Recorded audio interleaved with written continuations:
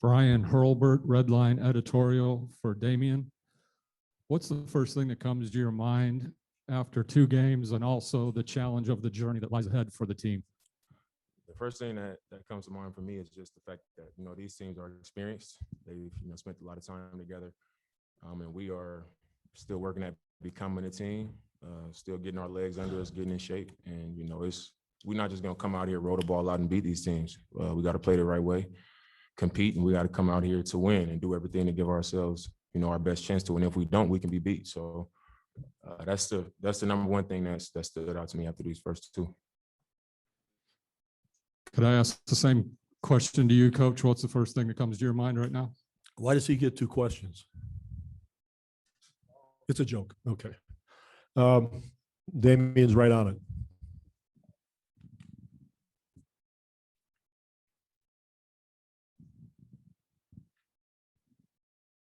Tim Reynolds with the AP. Pop, what were the areas that you saw some improvement tonight? And I was pleased. I thought we got better tonight.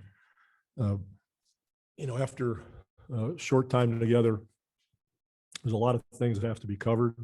But the first half and the second half were 2 different beasts. In the first half, we defended the way we wanted to defend, the way we did not defend against Nigeria. We were more physical. We sustained the defense longer. We rebounded better. We moved the ball better at the offensive end and had more pace. In the second half, we tired out. And when that happens, you get hit mentally a little bit too. And we didn't sustain the board the same way. The defense wasn't the same. Our pace wasn't the same. So, we got to get some guys that have to get their legs and rhythm back. But in general, we need more conditioning, which is totally understandable. And we're just sticking with the process to try to get better with every game. And we did that tonight. So I was pleased with what I saw. you had the 4 practices last week. This week, it's pretty much game. How Right. tough is it going to be to get that conditioning in when you don't have a lot of practice time before you get on the plane? Well, you deal with what's there, and we can't change that. So, talking to the guys during timeouts and making them understand how we have to play and what the good is, what the bad is, watching film tomorrow. We just, get smarter and get in better condition. And then we have an opportunity to do something very good. Joe Varden from The Athletic. Damien, I know that Coach has been preaching this about how much better the rest of the world has gotten over the years. But in this being your first Team USA experience in the Olympics and that sort of thing, what's it like for you to having watched your colleagues go through some of these tournaments and blow these teams out, and now you are kind of experiencing a much different, much closer, tougher experience? It is different. I mean, in the past, when I've watched, you'll see one guy on a different team that is in a rotation in the NBA, and then they might have a guy on the bench that is just on a team. And now you go out there, and the whole starting 5 is from NBA teams, and they are rotation players. So that's something that stood out to me. But it's also not the first time that I've seen Team USA be tested. Maybe not beat 2 times in a row, but I've seen it before. And like you said, these other teams and these other countries just continue to improve. These players, they get better, they get more confident, and they also, they want to beat us badly. So it's definitely noticeable when you're on the floor. Go ahead. Let me also answer that question. You asked the same sort of question, the same family of question last time, where you assume things that are not true. When you just mentioned, blowing these teams out, that's never happened. When you make statements about in the past just blowing out these other teams, number one, you give no respect to the other teams. And I talked to you last time about the same thing. We've had very close games against 4 or 5 countries in all these tournaments. So the good teams do not get blown out. There are certain games that might happen in one of the tournaments in the World Championship, the Olympics, where somebody gets blown out. But in general, nobody's blowing anybody out for the good teams. So when you make a statement like that, it's like you assume that's what's going on. And that's incorrect. Chris Haynes, Yahoo Sports. question for both of you. Dame, the officiating is not what it is in the NBA. There's a lot more contact in it. How is that something you guys are figuring out you have to adjust to? Because I see a lot of guys looking for certain calls to pop points in the paint. Is that a product of the roster? You know, you got a lot of perimeter oriented guys, or do you think you guys can do more in that area?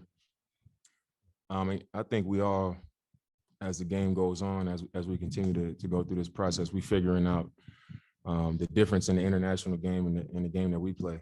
You know, today somebody fouled, they did a take foul, and everybody screaming like, that's 2 shots. And I look at Draymond and he like, what happened? So it's been 5 or 6 moments where we all looking around like, what's going on? And so we learning on the fly. You know, it's a lot of different rules. And as far as the paint, is no defensive 3 seconds. So, you know, a lot of times, even if you do beat your guy, there's somebody waiting right there in the paint and they never had to leave. So a lot of times the correct play is going to be to penetrate. And once that guy is there, you make the kick out for a 3. That's the right play. And it's easier to take away the paint when there's no defense to 3 seconds. And to answer your question, that really happened a lot in the second half, getting beat in the paint. But that's why I say there are aspects of the game that I was really pleased with the improvement. The Nigerian team took 42 threes, and I think Australia took 24 tonight. So we guarded the 3-point line a whole lot better, which was one of the things we wanted to do. But in the second half, we lost our focus and concentration in the half court, and they got to the rim on slips and curls and that sort of thing, and sliced us in that regard.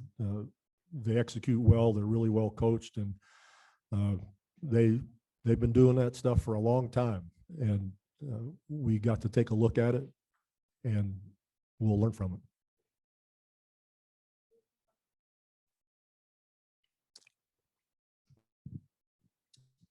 Coach, you had a little bit different starting lineup tonight, and I wanted to ask about Draymond. You know, you've talked at length what he does defensively, but he also seems to run some good action with Damian on offense. And I'm just wondering if that plays into what you're looking for out of him. Yeah, that's what we're looking for out of him. But the starting lineups don't mean anything. We're just trying to put different combinations together just to see how they work, because these guys have never played together before. So it's important during this preliminary phase to see what we've got. Dame, just to clarify on the question Chris asked you about physicality, the play you're talking about, was that the foul right in front of Pop with like 45 seconds to go or whatever it was, when that what they called it? I don't even know what they in the league, it would have been a 2-shot foul at that point. You would have been going to the other end. Is that the play? In the league, it wouldn't have been a 2-shot foul. You in the you league, think you were in the it's called a bonus. take, like people just take it to stop transition to make them take it out on the side. But it was in the first half. Oh, okay. That was thought it was one way. That's why I asked the question. No, I think you're talking about the play where Draymond stole it, I think so. and then they, instead of 2 free throws, it was take it on the side. Right. Thanks. Sorry about that.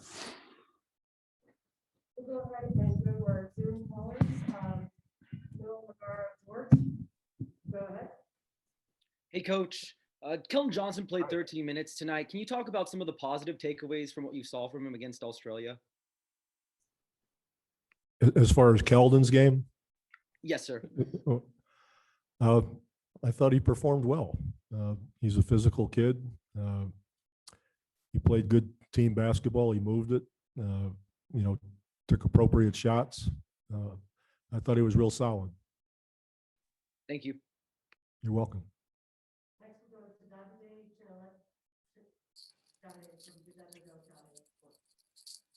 Hi guys, I'm starting with Dame. Davide Chinellato here from Italy, like at the Sports. Dame, the ball movement was much better compared to the first game with Nigeria. It's just a matter of knowing each other better, or you guys improved in other ways? I mean, I think the more time we spend on the floor together, the more, we'll figure each other out, and we'll figure out ways to get the ball moving.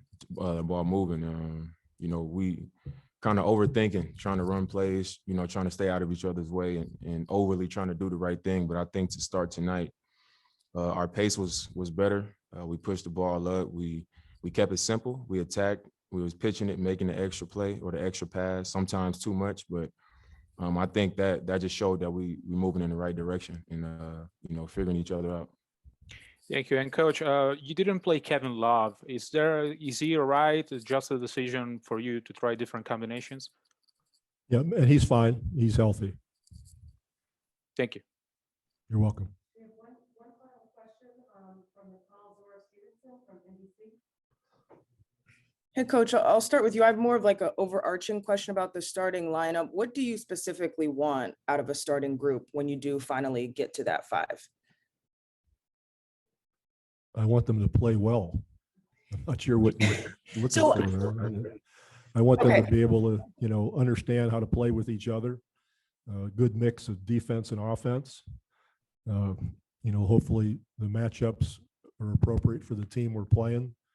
The starting lineup might change every game. Thank you. And then Dame, I know You're you were talking about just the differences in the NBA and international basketball, and you were kind of listing off things. Is there one part for you that you feel like you're really still trying to adjust to?